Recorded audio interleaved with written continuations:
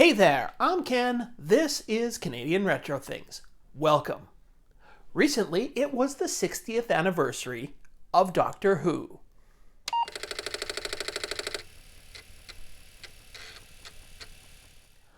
They marked the 60th anniversary with the return of one of the most popular Doctors, David Tennant, in a series of specials. Now, I have been a lifelong Doctor Who fan, and I'm probably never going to be cast in an episode of Doctor Who. I would say the chances are very, very slim, just slightly above none. Unless, of course, there's somebody from Doctor Who watching this video. I would absolutely love to even just have a walk-on part on an episode. It would be a lifelong dream. Anyways, the closest I'm probably ever going to get to being involved with Doctor Who is playing a Doctor Who video game. So that got me thinking, what Doctor Who games are there for my beloved Radio Shack Tandy Color Computer? So today I'm going to look at what I've been able to find. So let's jump right in with the first Doctor Who game that I've found. The first game that I'm starting with is Doctor Who by Larry Lansbury from 1985. It is distributed by Prickly Pear Software.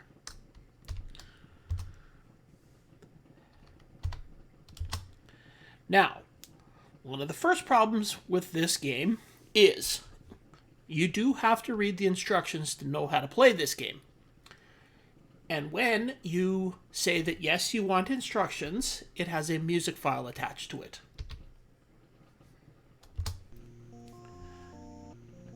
And that music file is Country Roads, as you can hear in the background. I'm just going to turn off that background music. Now, this music goes on for like about 45 to 60 seconds for each screen of the instructions here. So I'll jump forward so you don't have to wait for the entire thing. Now, don't get me wrong. The actual version of the song that they do on this game is quite good, but especially for the Coco, but having to listen to it through twice just to read the instructions, it gets a little tiresome. And now it goes through the controls with the beeping sound that you can hear. So I'll just tell you what the controls are jumping through this. Also turning off the background music. So you've got north, south, E, or N, S, E, and W for moving, up, down, left, and right. D for display. Q for jumping 6 spaces in the directions you're moving. And R for the galaxy map. And now we're finally into the game getting ready to start. So to go through the instructions took almost 4 minutes, and now you have to wait another 3 minutes for the actual game to start. And fortunately, once you know what the instructions are, you don't have to sit through that, but for the first time, that's like 7 minutes before the game even starts.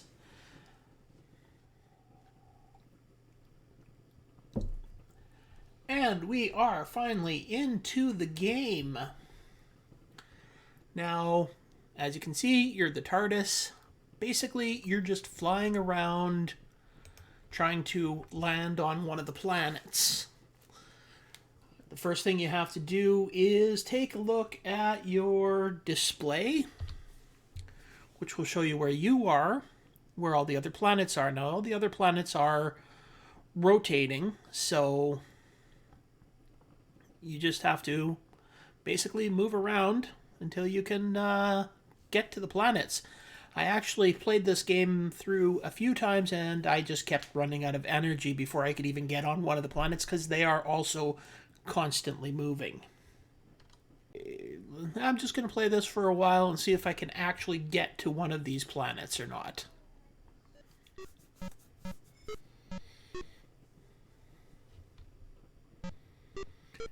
And I've finally gotten to a planet. That only took me, well, 6 minutes. So, A and S for moving left and right. K to fly straight. And L to fire a laser. And you have to avoid hitting things. And what you want to do is hit those blue things, because they jump you forward.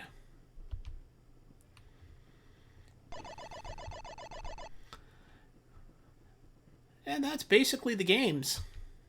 The whole game.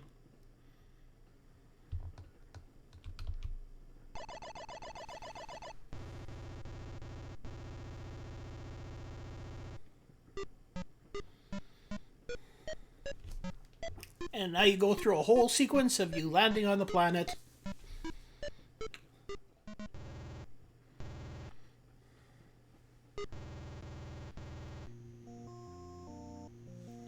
Now you have to go through the music again.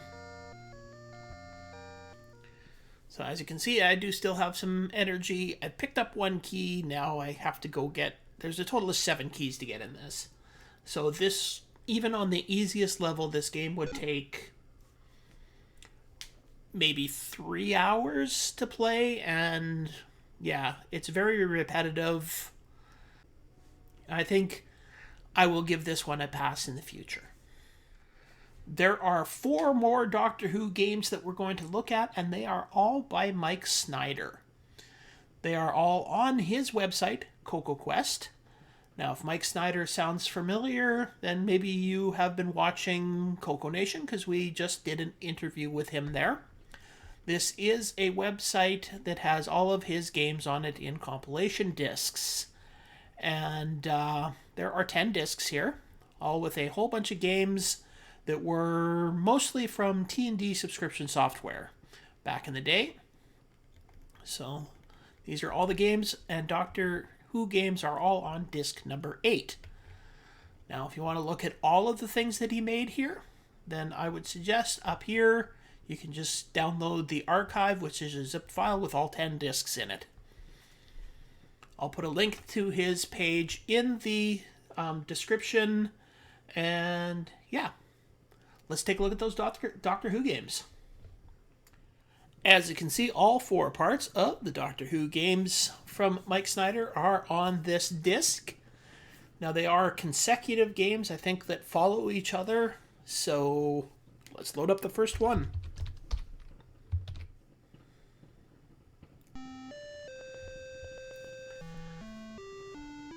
And there we go. It's got some music at the start.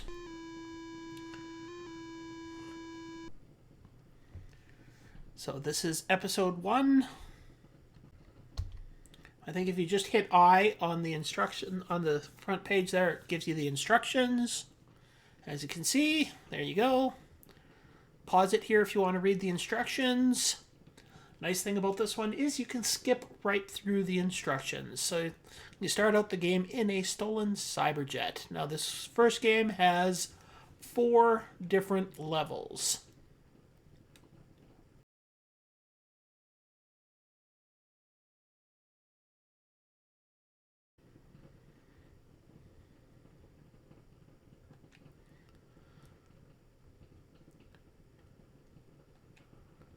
So, let's take a look at it. So the instructions, or the right off the bat, the graphics are about 100 times better than the other game.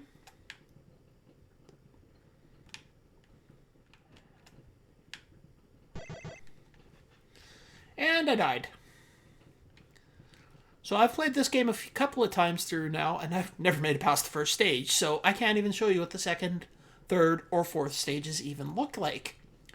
But, right off the bat, a lot more playable than the first game that I looked at. So this is definitely one that you can go back to and play again and again. It's a little frustrating that there's only one guy. It would be nice if you had like 3 lives or something. I mean, you're the Doctor. You should have multiple lives, but you've only got the one. So, and this is episode 2, The Island Search. So, in this episode, you must find the Daleks who are hiding on the island.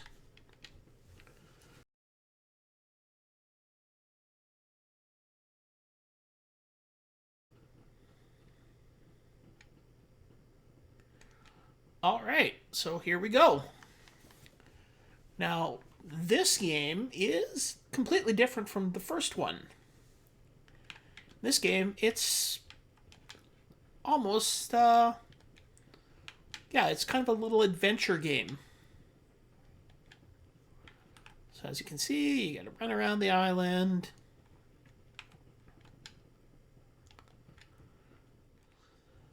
And this is basically the game. Just explore the island, try not to get caught by the Daleks before you have all the things that you need. Now, I have been playing this game a couple of times, and so far it doesn't appear as if the things move around, so once you beat this game, you're going to have beaten it, but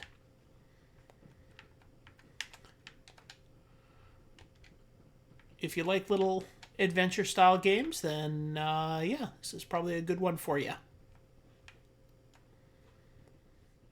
Moving on to part 3 of the Doctor Who 4 games here. Go with the instructions here.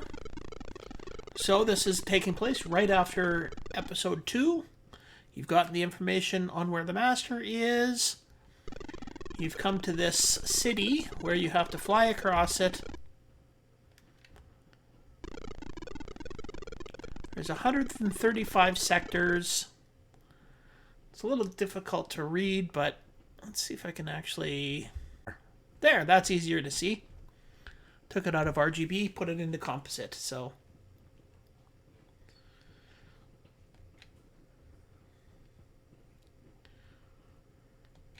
Alright, so here you go. You're flying and you have to shoot stuff. Now, unfortunately, the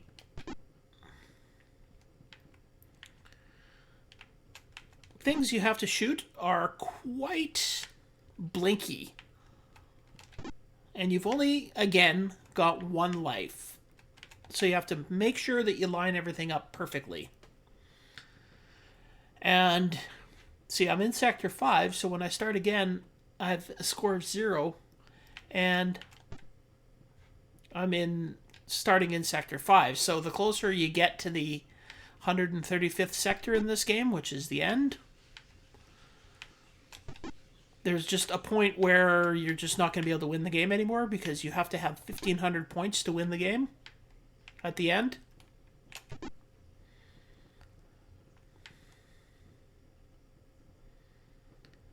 And also, I don't think you can if you let a rock go by, you also die. So, yeah, there's just that point in the game where there's no use trying to go any further because you have to just reset it.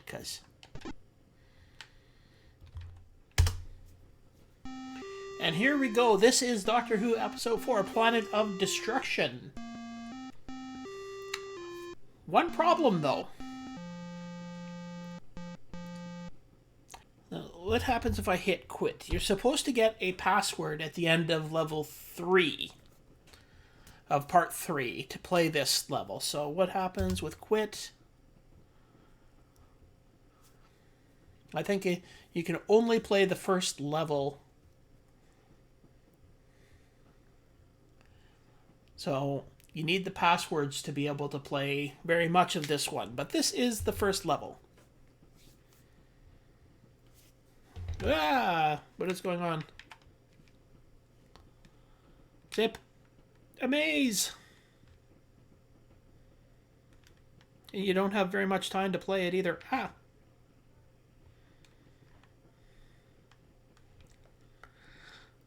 So as you can see, all 4 of these games are extremely different from each other. So Yeah, I'd be interested to actually see if I could ever beat part 3 just to see how much of the stuff is in part 4. Actually, I would be interested to see if I could beat all 4 of these parts. They're extremely difficult, but I think probably worth playing. And that is 5 different Doctor Who games. Now, the first one, as I said, has a little nugget of a game in there, but unfortunately, it's almost completely unplayable due to all of the having to sit around and wait for music to go through and just the endless 10-15 minutes of flying through all of the different screens just to get to a spot where you actually play a game. Yeah. Unless you're an absolute diehard Doctor Who fan that must play everything Doctor Who, I would probably stay away from this one. The other 4, of course, are a series of games, and they do follow 1 through 4. So yeah, I think they're worth playing, even though they are extremely difficult and very unforgiving with only having 1 life in each of them. Probably, definitely, I would try them if you're a Doctor Who fan, and even if you're not, you may get some enjoyment out of playing them. So I'm really particularly interested in trying to beat the 3rd one so that I can find out more of what's in the 4th one. I think that was kind of a really cool strategy there, to have a game that you have to beat to get a password to play the most of the next game. All right, well, that is Doctor Who on the Color Computer. I hope you enjoyed this video. If you did, don't forget that a like, a subscribe, and a comment below are all things that help out the channel a lot and are greatly appreciated. But, yeah, until next time, I guess I will see you later.